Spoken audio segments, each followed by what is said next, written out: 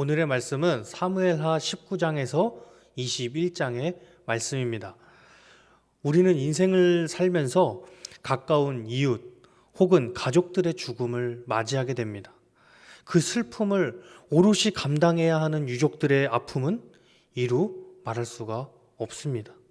아들 압살롬을 잃은 다윗도 그랬던 것 같습니다.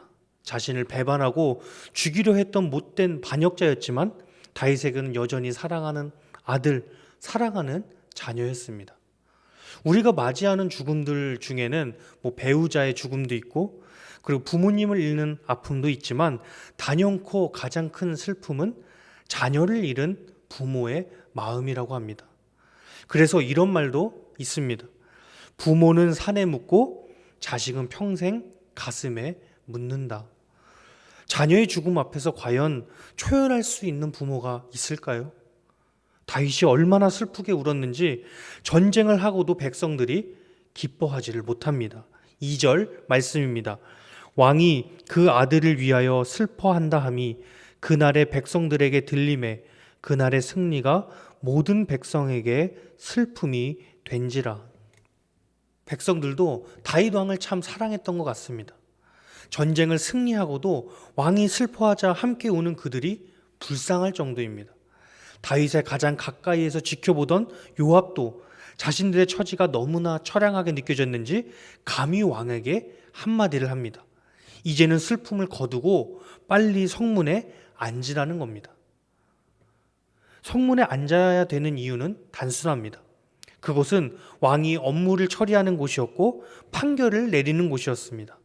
곧 다윗이 성문에 앉았다는 뜻은 그가 더 이상 슬픔에 잠겨 있지 않다는 뜻이고 이제 왕으로서 다스릴 준비가 되었다는 것을 의미했습니다.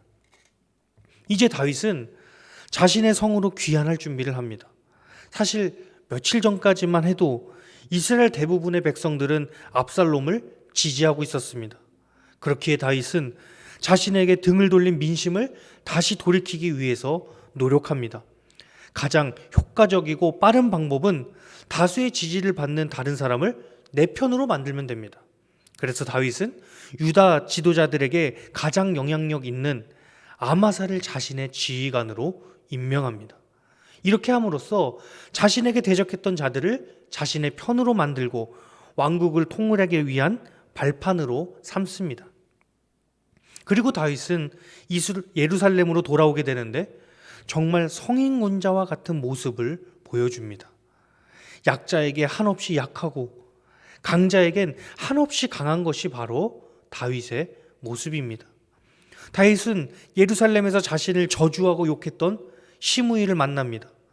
사실 자신에게 욕하던 그 당시에도 충분히 죽일 수 있었지만 그렇게 하지 않았던 다윗입니다. 다윗은 이번에도 목숨을 구걸하는 시므이를 용서해 줍니다. 그리고 자신을 배신했다고 알고 있었던 사무엘의 손자 무비보셋을 만납니다. 무비보셋이 누구인가요? 사울의 손자지만 왕족인 것도 숨긴 채 작은 마을에서 비참하게 살아가던 요나단의 아들입니다.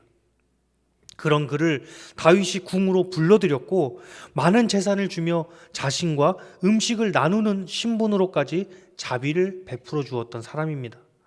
그런데 다윗이 무비보셋의 행색을 보니 자신을 배신을 한 사람이라고는 믿을 수 없을 정도로 초라한 모습이었습니다. 물론 이번에도 그의 행색이 어떻든 간에 다윗은 죽일 수 있었습니다. 배신자를 죽여도 뭐라고 할 사람은 아무도 없죠. 그러나 이번에도 다윗은 더 이상 그를 추궁하지 않고 용서해 줍니다. 지금까지 다윗의 행동을 보면서 저는 이런 생각이 들었습니다. 도대체 다윗은 어디가 잘못된 사람인가? 어떻게 자식에게 배신을 당하고 자신이 용서해 준 사람들한테조차 외면을 당한 사람입니다. 그런데 복수는커녕 다시 자신의 사람으로 품을 수가 있는 것인지 도무지 저는 이해가 되질 않습니다. 다윗의 이런 모습을 보면서 과연 다윗이 하나님의 사랑을 받는 이유가 이런 모습 때문일 수도 있겠구나, 이런 생각이 들었습니다. 그렇다면 다윗은 속도 없는 것일까요? 저라면 속이 터지고 주변에 있는 모든 사람을 의심을 해도 모자랄 것 같습니다. 도대체 다윗은 어떤 사람이기에 이렇게까지 인내할 수 있었던 걸까요? 그 이후로 다윗은 모든 문제를 감정적으로 보지 않았습니다. 시므이를 보았을 때 다윗이라고 열받지 않았을까요? 엄청 열받았을 것 같습니다. 그리고 무비보셋을 보았을 때도 속에서 열불이 났을 겁니다. 저는 최소한 다윗이 인간이라면 분명히 그랬을 것이라고 믿습니다. 자신이 가장 어려울 때 도움은커녕 욕을 하고 배신을 한 사람들인데 어떻게 다윗이라고 열받지 않을 수가 있었을까요? 그러나 다윗의 그 내면을 더 깊숙이 살펴보면 감정적으로 행동하지 않을 수 있었던 이유가 한 가지 더 있었습니다. 바로 사람과의 관계로만 상황을 판단하지 않고 하나님과의 관계 문제로 상황을 보았다는 것입니다. 사람과의 관계만 생각하면 분노하고 열받을 수밖에 없습니다. 그러나 만약 이 상황에 하나님이 개입하고 계시다면 우리의 생각은 달라질 수밖에 없을 것입니다. 다윗은 자신이 처한 상황을 사람과의 관계뿐만 아니라 하나님과의 관계로도 바라보았습니다. 사무엘하 12장 11절 말씀입니다. 여호와께서 또 이와 같이 이르시기를 보라, 내가 너와 내 집에 재앙을 일으키고 내가 내 눈앞에서 내 아내를 빼앗아 내 이웃들에게 주리니 그 사람들이 내 아내들과 더불어 백주에 동침하리라. 다윗이 밧세바를 탐하고 난 뒤에 나단을 통해 하나님이 다윗에게 하신 말씀입니다. 다윗이 아들 압살롬의 죽음 앞에서 눈물을 보인 것도 자식의 죽음 자체가 슬픈 것도 있었겠지만 자신의 과오로 인해서 아들이 죽었다는 그 사실 때문에 힘들었던 것이죠. 압살롬의 타락과 죽음은 나단이 예언한 그대로 이루어졌습니다. 시므의 경우는 어떨까요? 사무엘하 16장 10절 말씀입니다. 왕 다윗이 이르되 수르야의 아들들아 내가 너희와 무슨 상관이 있느냐? 그가 저주하는 것은 여호와께서 그에게 다윗을 저주하라 하심이니 내가 어찌 그리하였느냐 할 자가 누구겠느냐. 다윗은 시므이의 욕설도 그저 사람의 말로만 듣지 않았습니다. 시므이를 통해 말씀하시는 하나님의 말씀으로 받아들입니다. 이제 다시 생각해 보면 만약 다윗이 자신들의 상황들 앞에서 분노하였다면 그것은 누구를 향한 분노일까요? 그것은 하나님을 향한 분노가 되는 것입니다. 여러분, 다윗은 정말 하나님 앞에서 겸손한 사람이었습니다. 다윗은 하나님의 예언이 자신 앞에서 실현될 때마다 가슴은 찢어졌지만 하나님께 분노하는 어리석은 행동은 하지 않습니다. 이것이 저와 여러분이 배워야 할 하나님을 향한 다윗의 태도입니다. 압살롬도 자신의 죄를 뉘우치고 하나님 앞에서 무릎을 꿇었다면 죽음에까지 이르지는 않았을 겁니다. 사실 잘못은 아버지 다윗에서부터 시작된 것입니다. 잘못은 아버지와 아들 모두 똑같이 지었습니다. 그러나 아버지 다윗은 하나님께 무릎을 꿇었고 아들 압살롬은 하나님께 무릎을 꿇지 않습니다. 그것이 다윗과 압살롬의 상황을 다시 뒤바꿔 놓는 중요한 이유입니다. 이제 압살롬의 반란을 잠재우면 끝날 줄 알았는데 세바라는 인물을 통해 위기가 다시 찾아옵니다. 다윗은 압살롬의 반란을 수습하고 통일 이스라엘을 위해 하나가 되고자 노력했습니다. 그러나 그것은 다윗만의 생각이었나 봅니다. 베냐민 사람 세바는 북이스라엘을 중심으로 반란을 일으킵니다. 여기서 보면 다윗을 향한 이스라엘 백성들의 마음도 예전과 같지는 않은 것 같습니다. 예전이라고 한다면 반란이 일어난다고 해서 거기에 쉽게 동요되고 그러지 않았을 것 같은데 이번에는 다른 모습을 보여줍니다. 다윗을 따르지 말자는 세바의 말에 북이스라엘의 10지파들은 각자 자신의 장막으로 돌아갑니다. 다윗에게서 마음을 돌리는 것이죠. 그리고는 세바의 뒤를 따르기 시작합니다. 다윗에게 있어서 이런 어려움이 반복되는 것은 사실 예정된 일이었습니다. 사무엘하 12장 10절 말씀입니다. 칼이 내 집에서 영원토록 떠나지 아니하리라. 나단 선지자가 선포한 예언입니다. 다윗의 인생에서 칼부림이 끊이지 않을 것이라는 하나님의 예언이었죠.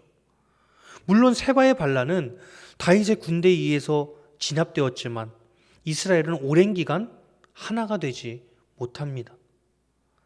이렇게 지금까지 사무엘서 안에서 시간 순으로 전개되는 이야기는 끝을 맺습니다. 21장부터는 시간의 순서와는 상관없는 이야기들이 등장하는데요. 먼저 다윗의 통치 초기에 있었던 기브온 사람들과의 이야기입니다. 과거 여호수아 때, 그러니까 가나안 정복 시기에 기브온 사람들은 이스라엘과 언약을 하나 맺습니다. 가나안 정복에 있어서 자신들은 아무런 상관이 없는 민족들이니 살려달라는 것이었습니다. 사실 그들의 말은 진실이 아니었죠. 그러나 언약을 지켜야 했기 때문에 이스라엘은 그들을 살려줍니다. 문제는 사울이 이 언약을 지키지 않았다는 것입니다. 언약이라는 것은 하나님 앞에서 하는 약속입니다. 언약을 지키지 않는다는 것은 곧 하나님과의 약속을 지키지 않는 것과 마찬가지인 것이죠. 그런데 사울은 기브온 사람들을 죽이고야 맙니다. 어찌 보면 이것은 사울의 잘못이지 다윗의 잘못은 아닙니다. 하지만 다윗의 통치 기간 중 기근이 발생합니다. 왜냐하면 이것은 단순히 사울의 잘못을 넘어서서 언약을 지키지 않은 이스라엘 전체의 잘못이기 때문입니다. 그랬기에 다윗의 통치 기간 중 3년 동안의 기근은 피할 수 없는 현실이었습니다. 그래서 다윗은 기근을 해결하기 위해 기브온 사람들을 찾습니다. 그리고 원하는 것을 물어보죠. 그러자 그들은 사울의 자손 중 7을 자신들에게 내어달라고 요구합니다. 다윗은 기브온 사람들의 요구를 들어주었고 그들이 원한을 풀 수 있도록 도와줍니다. 지금까지 사무엘서를 살펴보면 참 다윗의 통치 기간이 항상 평화롭지는 않았다는 것을 우리는 보게 됩니다. 하지만 갑자기 또 상황이 반전됩니다. 블레셋과의 전투에서 승리한 이야기가 등장합니다. 이 당시 블레셋은 객관적으로 이스라엘보다 강한 군대를 가지고 있었습니다. 그들의 체형 또한 거인들이 많았다는 것을 알 수가 있죠. 전쟁에 특화된 전투 민족이었습니다. 그러나 이스라엘에겐 하나님이 함께 하셨고 블레셋과의 전투에서 매번 승전보가 울려 퍼집니다. 다윗은 하나님과 동행하였고 그런 다윗에게는 그에게 충성을 다하는 용사들이 함께 했습니다. 또한 이스라엘 백성들도 다윗을 중심으로 하나가 되기 시작합니다. 용사들은 다윗을 이스라엘의 등불이라 부르며 자신들의 희망이 되어달라고 높이는 모습도 보이기 시작합니다. 압살롬에게 쫓길 때만 하더라도 다윗의 말로가 비참하게 끝이 날 수도 있겠다는 생각이 들었습니다. 그러나 우리가 하나님과의 약속을 어길 수는 있어도 하나님은 우리와 한 약속을 절대 깨지 않으십니다. 7장 16절입니다. 내 집과 내 나라가 내 앞에서 영원히 보존되고 내 왕위가 영원히 경고하리라. 하나님은 다윗의 대가 끊어지는 것을 원치 않으셨고 그렇게 하겠다고 약속하십니다. 분명 다윗의 대는 끊어지지 않았고 예수 그리스도에 이르기까지 영원히 이어집니다. 지금까지 살펴본 것처럼 다윗은 자신의 상황에 좌지우지되는 사람이 아니었습니다. 그는 자신의 상황이 고난 중에 있으면 고난 받는 대로, 평안 중에 있으면 평안한 대로 하나님과 동행하는 사람이었습니다. 21장에서 반대되는 두 사건이 등장한 것도 다윗의 이러한 모습을 대표적으로 보여주고 있습니다. 그는 기근에 시달리고 있어도 하나님의 언약을 충실히 실행하였고 전쟁에서 승리하고 있어도 그것이 하나님의 언약으로 인해 승리하고 있다는 것을 알고 있었습니다. 다윗이 하나님께 사랑받는 이유 중 가장 중요한 것은 자신으로 인함이 아니라 모든 것이 하나님의 도우심, 하나님의 언약으로 인해 성취될 뿐이라는 것을 알고 있었다는 것입니다. 사랑하는 여러분, 오늘 여러분께서 하나님과 맺은 언약은 어떤 것들이 있으신가요? 때로는 하나님과 맺은 약속들이 잘 지켜지지 않는 것 같고 내 상황이 불리하게 여겨지더라도 하나님께서는 분명 계획이 있으십니다. 우리의 지식, 우리의 지혜로는 풀 수 없는 하나님의 방식이 분명 있습니다. 우리는 그것을 이해하려 하기보다는 우리 하나님 아버지를 믿고 의지하는 것이 더욱 중요합니다. 이 말은 우리가 하나님에 대해서 무지해지고 무비판적인 그리스도인으로 살아가자는 의미가 아닙니다. 아무리 어린아이에게 뜨거운 냄비를 만지지 말라고 해도 아이는 부모의 말을 이해하지 못합니다. 우리는 하나님에게 마치 이런 어린아이와 같은 존재인 것이죠. 뜨거운 냄비를 만져보고 이해할 수도 있지만 가장 좋은 것은 한 번도 화상을 입지 않고 깨닫는 것입니다. 오늘 시간 언제나 하나님과의 관계를 생각하고 주님께 돌아선 다윗처럼 내 상황과 내 감정에 휘둘리는 삶이 아니라 하나님을 의지하며 인내하는 저와 여러분이 되시기를 간절히 소망합니다. 기도하겠습니다.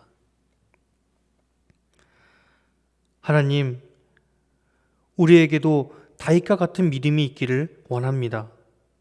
그 어떤 위기와 어려움의 상황 속에서도 하나님을 의지한 다윗처럼 우리도 상황에 좌지우지되지 않는 믿음을 허락하여 주시옵소서. 또한 다윗이 주님과의 언약을 생각하며 힘을 얻은 것처럼 우리도 주님과 맺은 크고 작은 언약들을 신뢰하며 믿으며 살아가길 원합니다. 아무리 우리의 상황이 힘들고 이해가 되지 않을지라도 주님만을 신뢰하며 인내하는 우리가 되게 하여 주시옵소서. 이 모든 것 우리 주 예수 그리스도의 이름으로 기도드립니다. 아멘.